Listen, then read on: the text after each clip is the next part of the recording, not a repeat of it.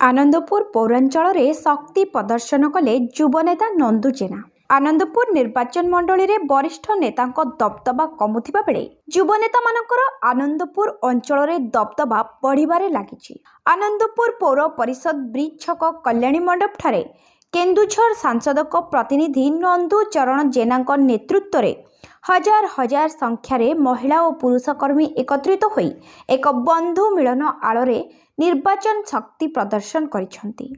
सनातन महाकुड़ू समर्थक युवनेता नंदू चरण जेना केन्दुझर जिलार प्रमुख निर्वाचन मंडली भावे आनंदपुर निर्वाचन मंडली बेस जनाशुना। एठी तीनोटी प्रमुख राजनैतिक दलर नेता मानक मध्यरे प्रतियोगिता देखा मिलता है।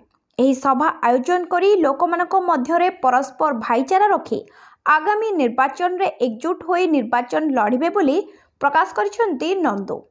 आनंदपुर निर्वाचन मंडली रे विभिन्न दलर आशायी युवनेता संख्या बढ़िबारे लागिथिबा बेले नंदू चरण जेना निर्वाचन पूर्वरु कर्मी मानकु एकत्रित करी विभिन्न स्थान रे बंधु मिलन करी शक्ति प्रदर्शन करिसेंती।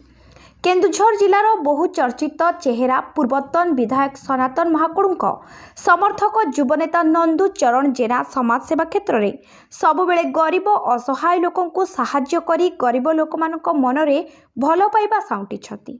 आज 16टी वार्ड पौर परिषद 1000 ऊर्ध्व महिला को एकत्रित करी एही बंधु मिलन कार्यक्रम माध्यम निर्वाचनी शक्ति प्रदर्शन करिसेंती।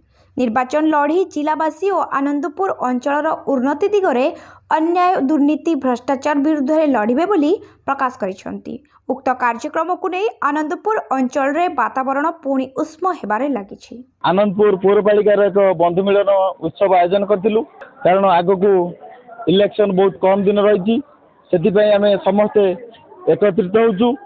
समस्तकर समर्थन सामर्थ्य नहीं आम आगामी निर्वाचन लड़ाक प्रस्तुत होचु कारण बहु मात्रा आमर समर्थन अच्छी। बर्तमान आम प्रत्येक जोन भी आमर बंधु मिलन कार्यक्रम चलती। आज आम पौरपालिका बंधु मिलन उत्सव आयोजन करथिलु। समस्तकर सहमति क्रमे आम जो माने आम सहित सुखर दुखर रही आम अंचल तथा आम जिला जो माने विकास करिबारे शामिल होती संपूर्ण मात्रा साहाय्य करिवे बोली आम आज समर्थन पाइलु। आनंदपुर पौरपालिका काउंसिलर पौरपालिका आज बंधु मिलन कार्यक्रम थिला। ए बंधु मिलन कार्यक्रम मुख्य आकर्षण होती नंदू चरण जेना।